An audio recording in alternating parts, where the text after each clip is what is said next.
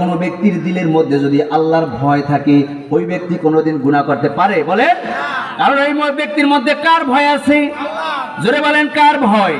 আল্লাহ বলেন যে ব্যক্তি আল্লাহ তাআলাকে ভয় করবে, আল্লাহ বলেন ওয়ালিমান খাফা মাকামা রাব্বিহি জান্নাতান।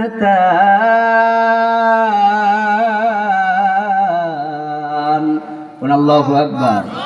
আল্লাহ রাব্বুল আলামিন বলেন যদি কোনো ব্যক্তি আল্লাহ তাআলাকে ভয় করে, আল্লাহ রাব্বুল আলামিন বলেন ওই ভয়ের কারণে আল্লাহ রাব্বুল আলামিন তাকে একটা নয় বরং দুইটা জান্নাতের অধিকারী করবেন। এক আল্লাহর বান্দা জীবনে কোনোদিন কোনো নেক কাজ করে নাই, আল্লাহর বান্দা সারা জীবন গুনাহ করেছে, অন্যায় করেছে। ওই আল্লাহর বান্দা মুমূর্ষ অবস্থা যখন চলে আসলো, ওই আল্লাহর বান্দার দিলের মধ্যে ভয় আসছে, আমি যখন দুনিয়া থেকে বিদায় নিয়ে চলে যাব, আমি যখন আমার রবের সামনে আমি দাঁড়াবো, আমার রব আমাকে এমন শাস্তি দিবেন দুনিয়ার মধ্যে আর কাউকে এত আল্লাহ শাস্তি দিবেন না।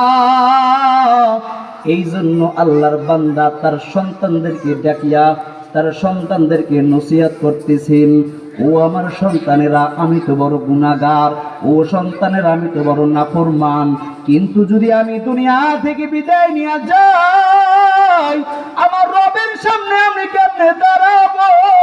ও আমার সন্তানেরা, এই জন্য আমি তোমাদেরকে বলতেছি আমি যখন মারা যাব তোমরা আমাকে আগুনে পোড়ায় ফেলবা, এরপরে আমার যে ছাইগুলো থাকবে এই ছাইগুলোকে তোমরা দুইটা ভাগে বিভক্ত করবা।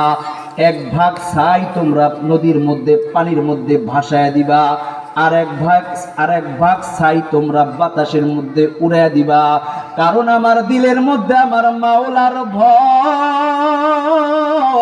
আমি যেই পরিমাণ গুনাহ করেছি, আমি যেই পরিমাণ নাফরমানি করেছি, আমার রব আমাকে এত শাস্তি দিবে, এত শাস্তি দিবে, তামাম পৃথিবীর কোনো মানুষকে আল্লাহ এত শাস্তি দিবেন না।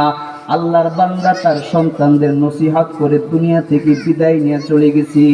এবার তার সন্তানেরা তার বাবার মনের আশা পূর্ণ করার জন্য তাকে আগুনের মধ্যে পুড়ে ছাইকে দুই ভাগ করে দুই জায়গায় ভাসায় দিলেন, পানির মধ্যে ভাসায় দিলেন আর বাতাসের মধ্যে উড়াইয়া দিলেন। এবার আল্লাহ রাব্বুল আলামিন ওই বান্দাকে আল্লাহ রাব্বুল আলামিন আবার জীবিত করবেন। আল্লাহ বাতাসকে বলবেন, ও বাতাস, তোর মধ্যে আমার বান্দার যতগুলো ছাই আছে নিয়ে আস, আমার সামনে জমা করে দাও। আল্লাহ নদীকে বলবেন, ও নদী, তোর মধ্যে আমার বান্দার যত ছাইয়ের অংশ আছে সমস্ত অংশগুলো নিয়ে আস। এবার নদী এবং বাতাস সমস্ত ছাইগুলো আল্লাহ তাআলার সামনে জমা করবেন। এবার ওই মানুষটা আবার আগের ন্যায় পরিপূর্ণ হয়ে যাবে। বলেন আল্লাহু আকবার। কাদেরে কুদরতু দারি বর কামাল, আনতা রব্বি আনতা হাসবি জুল জালাল, তুহি কাদের জলিলুল্লাহ জাহাদার, বহর হালে তুহি মেরা নিগাহদার। আল্লাহ রাব্বুল আলামিন ওই বান্দাকে ডাক দিয়ে বলবেন, ও আল্লাহর বান্দা, কেন তুমি এই কাজ করেছো? আল্লাহর বান্দা ডাক দিয়ে বলবে, আল্লাহ, তুমি তো জানো আমি কেন এই কাজ করেছি।